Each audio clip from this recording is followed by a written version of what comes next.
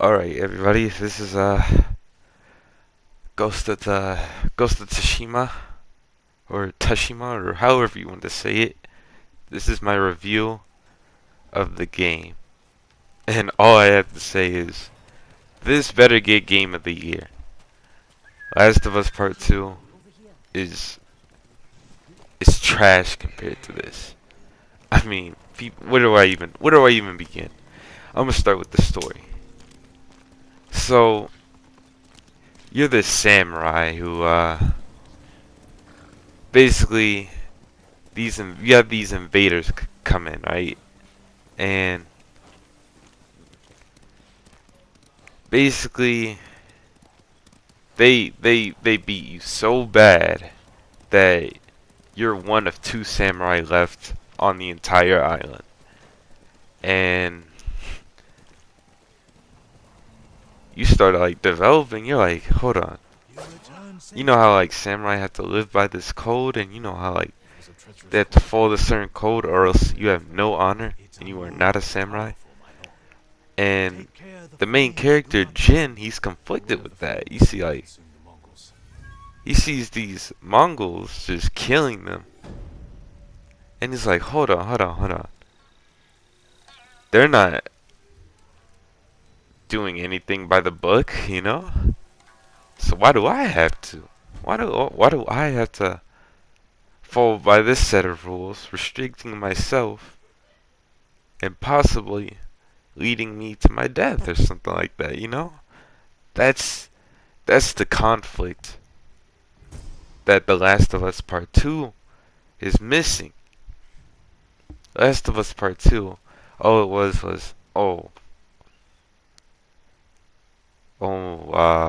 there's this transgender who's, I don't even care, man.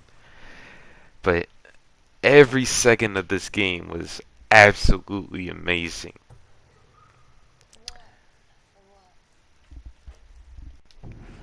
And so, oh man. So as you progress, your uncle gets captured, the other samurai, who's uh who's also one of the two, and you don't know what to do. You build up an army, you save him, and at the beginning of the game, it was kind of a little boring at the beginning of the game, but I knew that as the game progressed, I knew I would get like enticed into it, and I wasn't wrong. It was very, very enticing. It was very interesting. So after you save your uncle finds out what you're doing. You know, you're not going by the code, and basically the samurai code is like fighting with honor, like going up to the enemy.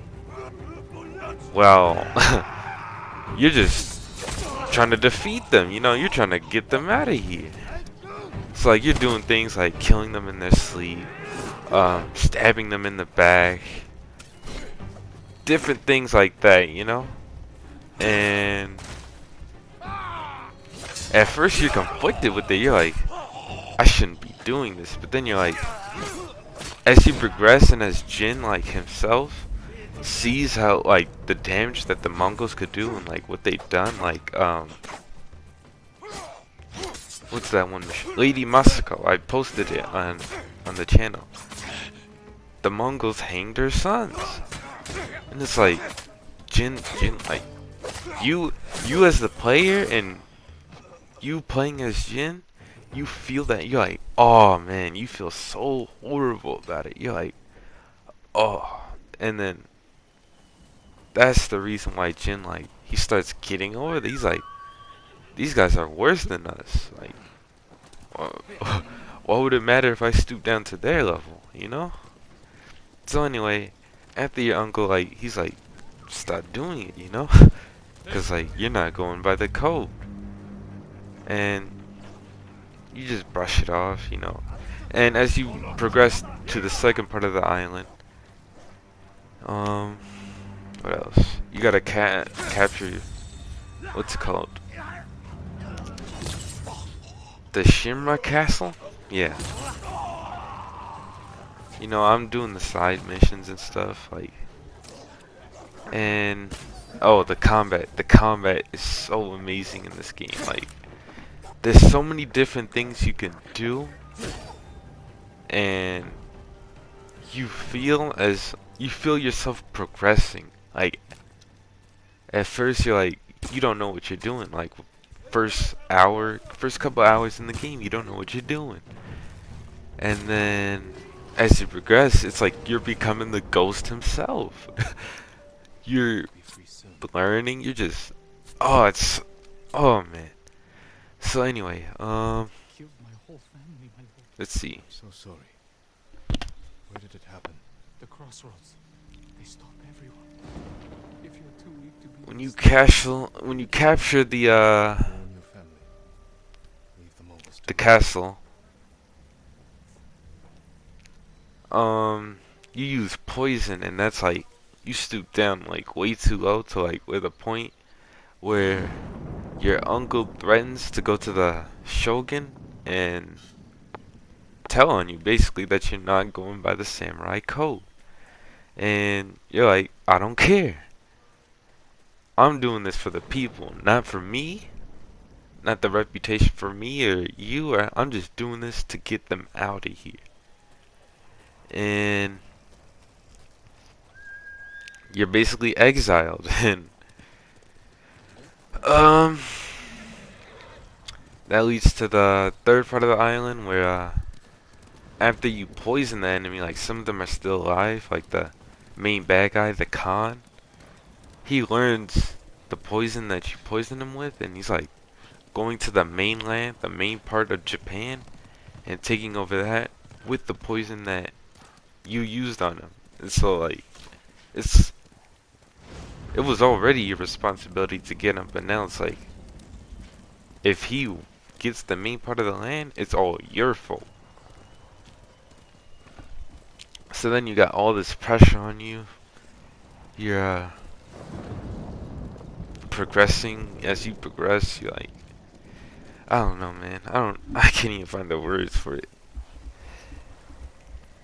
Oh,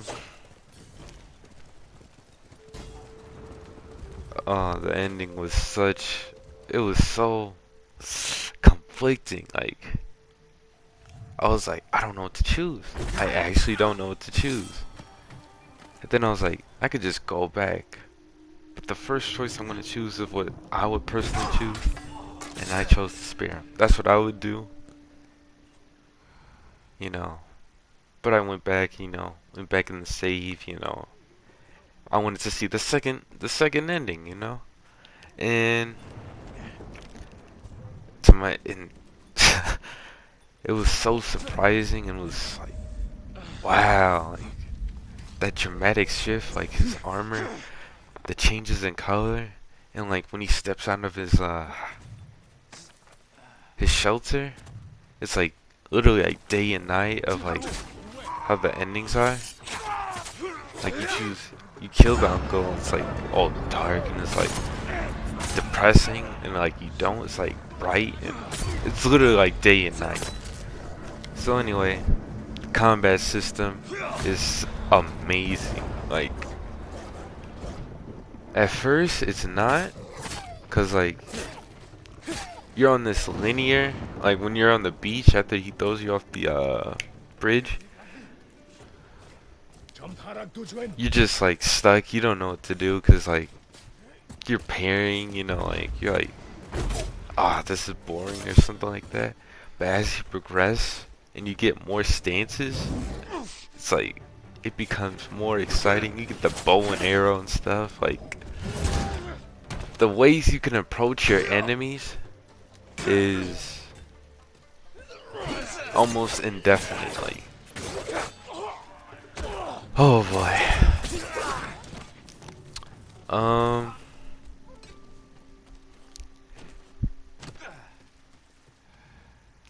So gameplay I give 10 out of 10. Story 10 out of 10. Although I do think they could have showed like a little bit of like emotion with Yuna and Jin, you know, like just a little bit of romance, but I can understand why they didn't, cause it's like war, like they're not trying to worry about that. They're trying to like, you know, they're trying to get these guys out of here. So anyway, story 9.5 out of 10. No, 9.9. If they add that in there, I would have gave it a 10 out of 10, but I guess that's just nitpicking. Gameplay 10 out of 10. Replayability. If they add like a new game plus where like you have everything and like you just replay it like from the beginning. So replayability is a question. Like I can't really judge them on that, so what else? What issues I have with the game?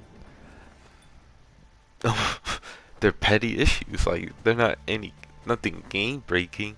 Like when I'm climbing up or climbing down, it's like I don't know if it's my controller or something. Like I move the stick in the direction, and like sometimes he does climb it, and sometimes he doesn't. It's like I'm moving it a whole 360, and he doesn't climb it. But that's just a petty issue. It could be my controller. It's not the game's fault. Or it probably is, but anyway, it's something petty. Um,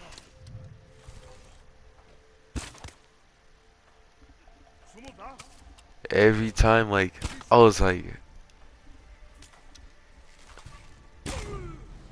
I wanted to know, like, what other weapon I could receive to, like, that would be fun for me, you know? Because after I got the second item, I'm like, ah, man, there's something, I wish I could have something else. Then they give you the blow dart. You gotta have hallucination, you know, like, yeah. Oh, side stories are amazing. My favorite one was Lady Masako's. I haven't really done the monks because like dialogue, I wasn't really enticed into it as much as Lady Masco's or the sensei guy. But I'm hoping this game gets Game of the Year, but I feel like it isn't because of the SJW and Last of Us Part 2. I feel like it's just gonna ruin. I don't know, man. Them trying to be virtuous ruin the game, and everybody knows it. But this game, it doesn't have any of that in it. It's just straight linear. It's like a perfect story. I see some people like complain like, "Oh, Jim has no emotion. Jim like." If that messes with you, and if you're not into the story because of that, you won't understand like why he's like that. And he does show emotion. He shows frustration like whenever he sees like a person killed ruthlessly by the Mongols or just a bandit tricking him. He shows frustration. He shows sadness like when he's with Lady Moscow or his I guess his nanny, you could say. And overall, it's like, I feel like those are the people that would give Last of Us Part 2 10 out of 10,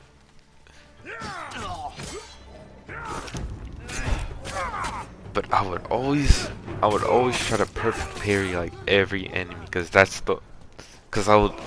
don't know why, but like, I have a fetish for like perfectly timing something. To always try to get like the perfect parry on every hit. But anyway,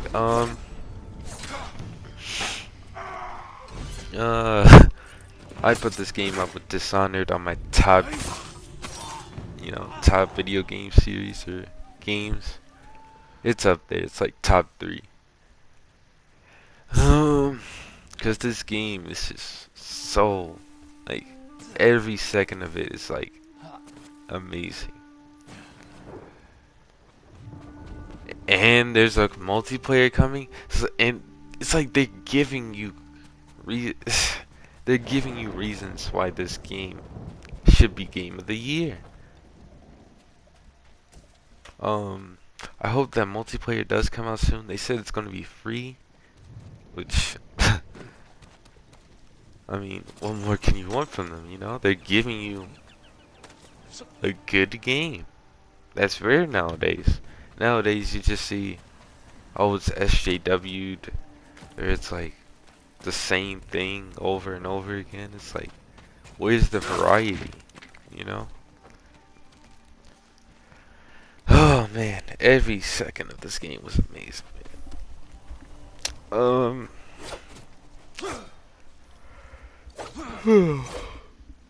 That's all I have for now.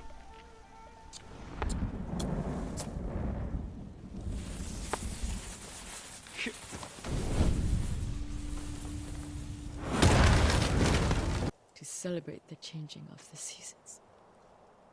I will never hear them play again.